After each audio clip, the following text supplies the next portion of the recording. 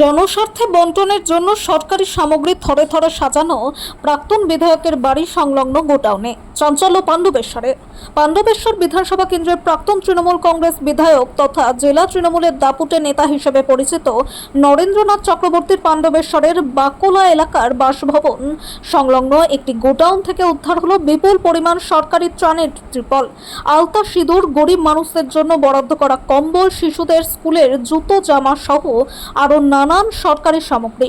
শুক্রবার সকালে বিষয়টি প্রকাশ্যে আসতে স্থানীয় বিজেপি কর্মী সমর্থক ও সাধারণ মানুষজনরা বিক্ষোভে সামিল হন। দফায় দফায় নরেন্দ্রনাথ চক্রবর্তী চোর চোর বলে স্লোগান ওঠে। তবে এদিন পরিস্থিতির গুরুত্ব বুঝে ঘটনাস্থলে মোতায়েন করা হয় পুলিশ ও কেন্দ্রীয় বাহিনীর জওয়ানদের। ঘটনা প্রসঙ্গে বিক্ষোভ করে স্থানীয় মহিলা ও বিজেপি কর্মী সমর্থকদের অভিযোগ, প্রাক্তন বিধায়ক ও চরিত্র পাসোয়ানরা সাধারণ গরিব দুস্থ মানুষদের জন্য সরকারের বরাদ্দ করা নানান সামগ্রী মজুত রয়েছে নরেন্দ্রনাথ চক্রবর্তীর বাড়ি সংলগ্ন গোডাউনে, অথচ এগুলি জনস্বার্থে বন্টন করার কথা। আমরা দেখলাম এখানে ছোট ছোট ছেলেদের স্কুলের জামা, জুতো সহ মহিলাদের শাড়ি, নানান শীতবস্ত্র ছাড়াও আরও কত কি থরে থরে সাজানো।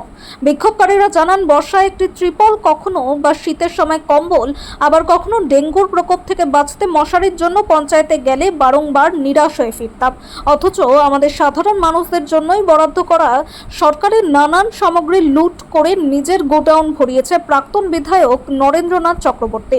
এদিন বিক্ষোভকারীরা বিষয়টির নিরপেক্ষ তদন্তের আর্জি জানায় প্রশাসনের কাছে। পুরো ঘটনার তদন্তে নেমেছে পুলিশ প্রশাসন। না বাচ্চাদের ড্রেস, না জুতো, না মশারি, কিছু আমাদেরকে দেয়নি। বাস ঠিক আছে, আমরা কিছুই পাই না। এটার আমাদের ন্যায্য ফাইসালা চাই।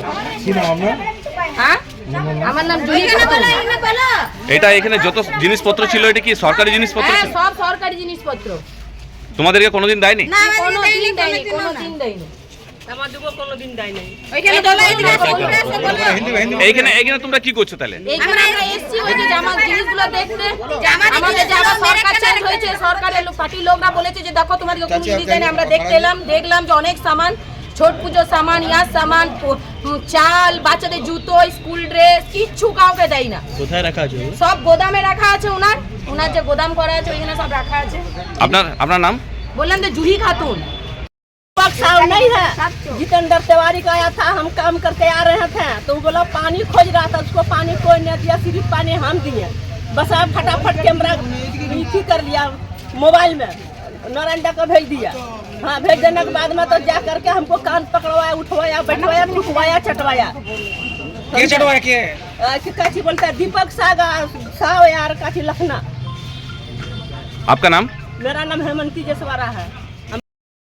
करके रखा है, गरीब को कुछ देता, गरीब को देता नहीं है। हम लोग को पैसा देकर नाम देता है, एक तो छाता चावल नहीं देता है, एक तो तिरपाल मांगते हैं, तिरपाल भी नहीं देता है, होता है नहीं है। हम लोग का पति के लिए आते हैं, अच्छा काम दीजिए, करके खाएगा तो भी नहीं देता है, कुछ भी नहीं देता है। स्कूल ड्रेस यहाँ कैसे आ गया? बच्चा लोग कैसे नंगे पैर स्कूल जाता है, जूता नहीं देता है, जूता देता है छोटा साइज का जूता नहीं देता, वो भी बड़ा जूता बिक्री करता है। क्या मांग रख रहे हैं आप लोग? हाँ, हम लोग चाहते हैं उचित फैसला। हम लोग को उचित फैसला चाहिए, हम लोग को सब चाहिए। हम लोग गरीब, हम लोग को कहाँ से मिलेगा? हम लोग का पति लोग कहाँ से खटेगा? ये सब घोटाले में कौन है? मेन कौन है? नरेंद्र सरवती और ये चरित्र साहब पासवान।